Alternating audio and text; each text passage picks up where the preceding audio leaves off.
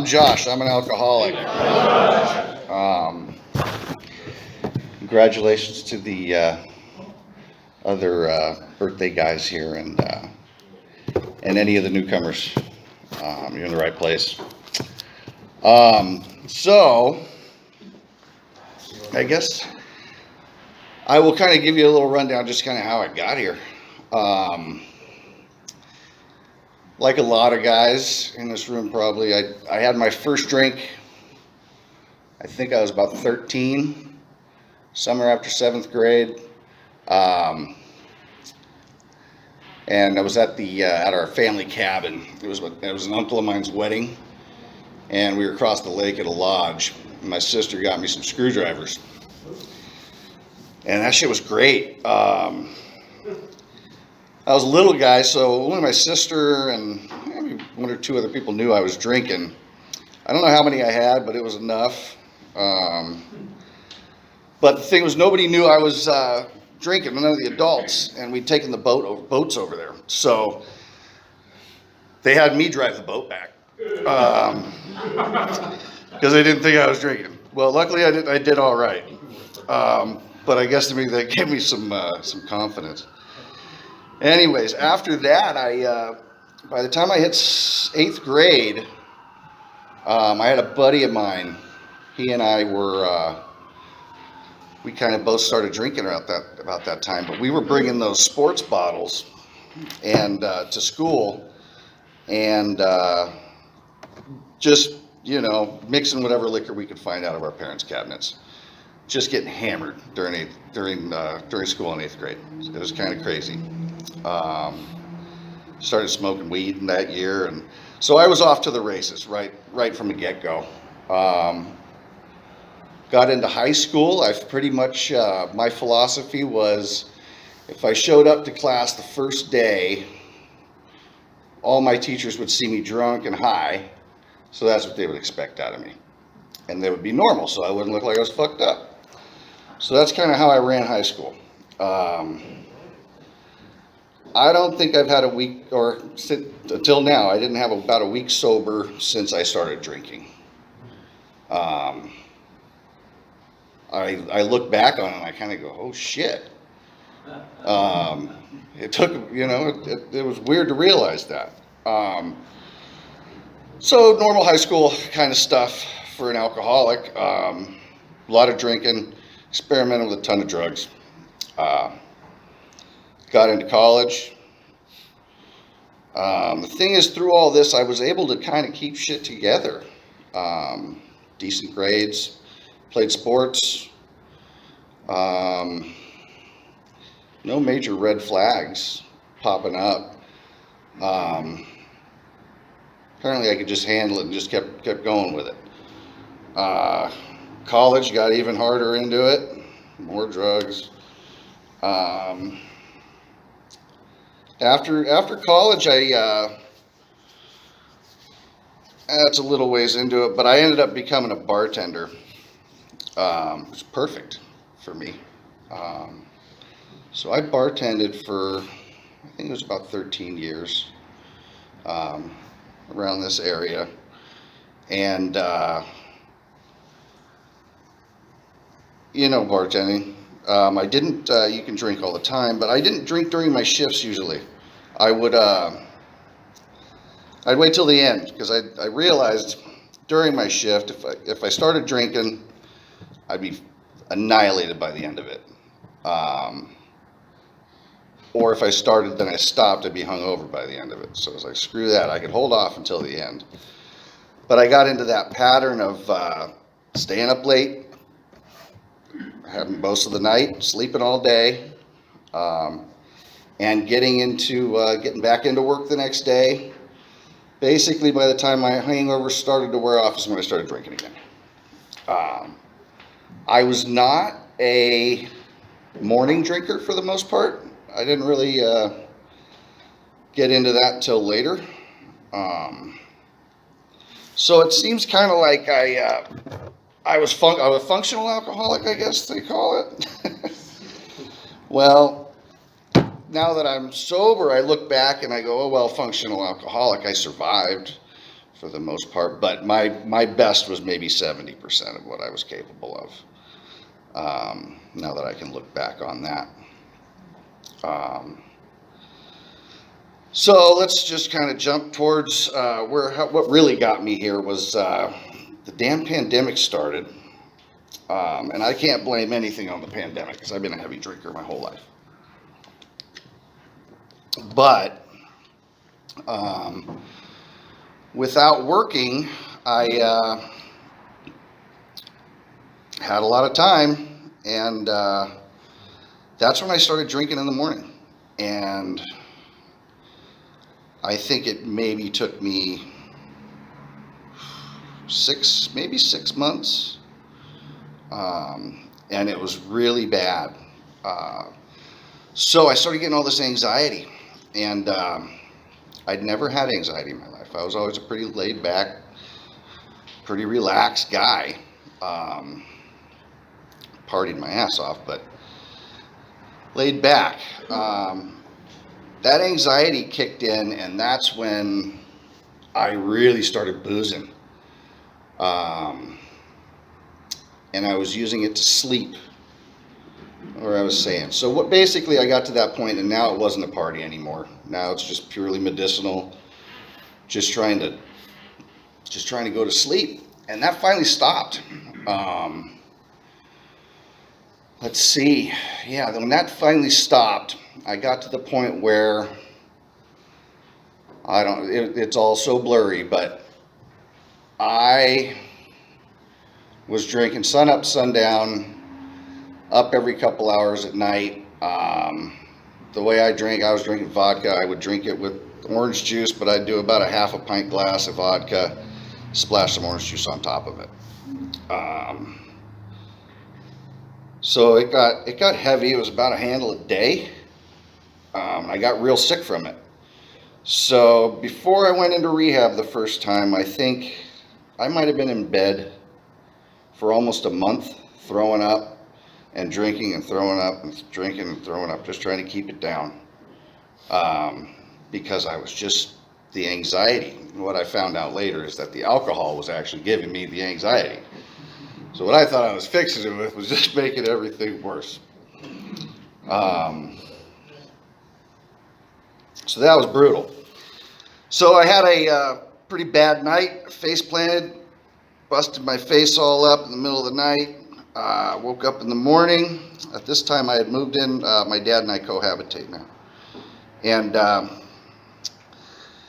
he saw me in the morning. I passed out in the hallway in front of him trying to take a piss, and he called my sister. Anyways, they got me into rehab. I ended up going, or detox actually. I was in detox for 7 days. Real sick. And I got into the Bishop Gooden house. So I went over there and I did 2 weeks because that's all I needed. I just needed to get cleaned up, I was sober, I had 7 days in detox and 14 days in rehab. I was good. I think it might have taken me, I might have made it 2 weeks after that. I didn't listen to shit anybody said. So I landed back in rehab, back in detox, back in rehab. That second time I kind of started to realize things were okay. I might have a problem.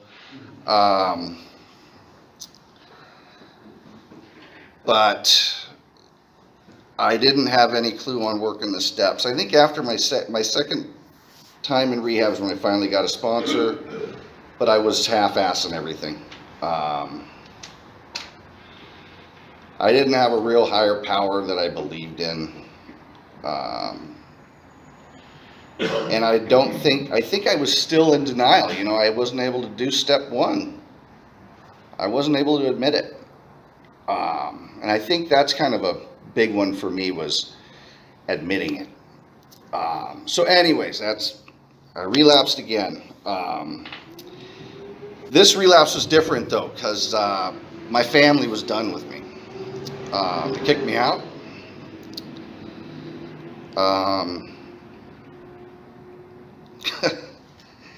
Yeah, that was rough.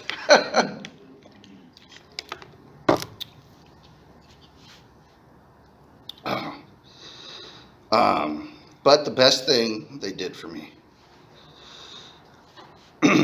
So got back in, but this time I was beat. I was waving a white flag.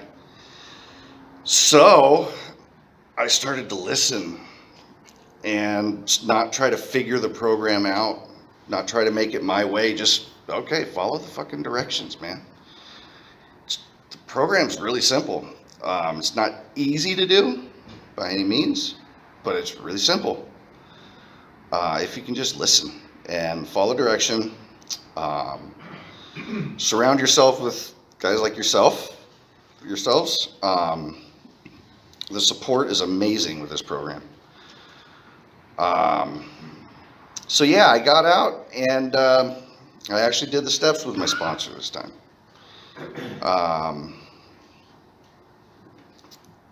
And paid attention to him and really meant it.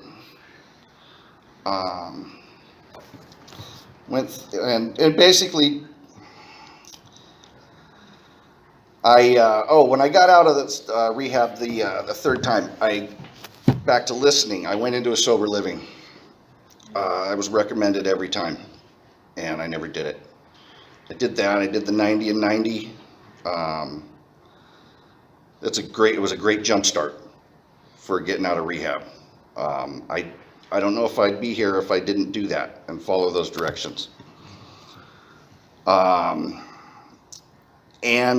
I really opened up to a higher power. Somebody explained it to me like, I didn't have faith. When you got that bottle and you haven't even opened it yet, but you feel better because you got it. I had faith that it was going to get me there. It's just kind of like, oh, shit, that makes sense. Okay, I can work with that. I needed something. Because I couldn't get over the higher power thing. That I've always had an issue with it, but so now that I'm sober, it's kind of trippy because there's got to be something going on. There's got to be a higher power, whatever it is for anybody. How I'm here right now, it's amazing. So how am I doing this? I hit this meeting every week. You guys are really special to me. You sick fuckers gave me a place, that after my first meeting stumbling in here, I was like, all right, I can do this. You guys were laughing. You were fucking with each other. You were having a good time. And it was comfortable. It's kind of, my people. It made sense to me. So I do this meeting. I do other meetings, not as much as I maybe should, but right now this is working for me. I get a lot of charge out of this. The retreat that I go on with you guys, that was fucking huge. The first time I did that first retreat, I didn't know anybody that well in here, and I did that. And after that, I was home. I felt really comfortable.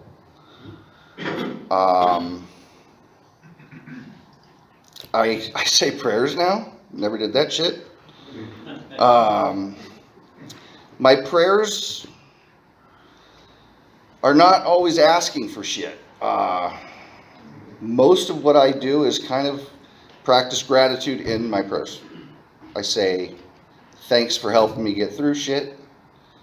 Thanks for the good shit I got. It's more of an appreciation type of thing.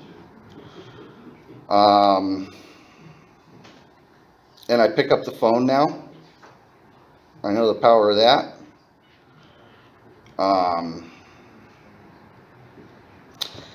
And then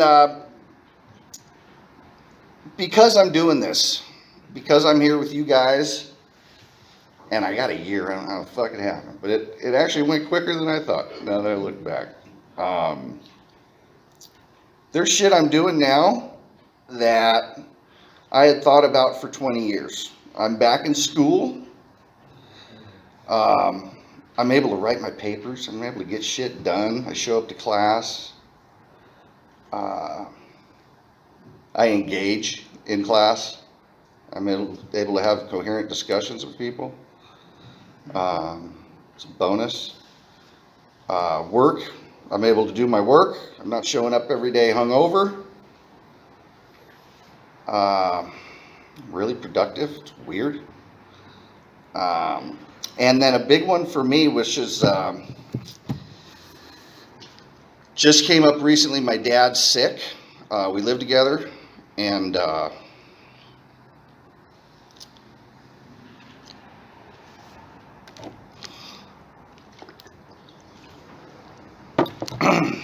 I can be there for him.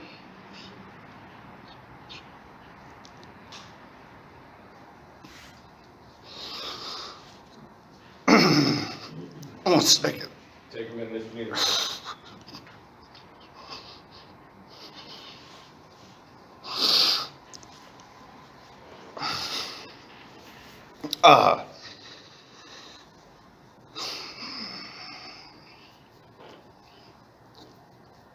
Yeah. And I told him the other day,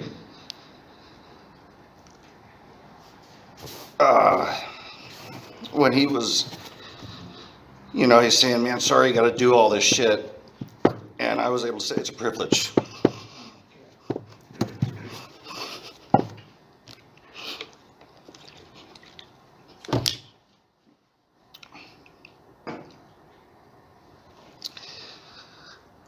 Which is huge, to be able to do that. Show up, handle business, and, be the son I want to be. So, this program kicks ass. It gave me a life back. And, shit, I got all you guys as friends now. So, thanks, guys.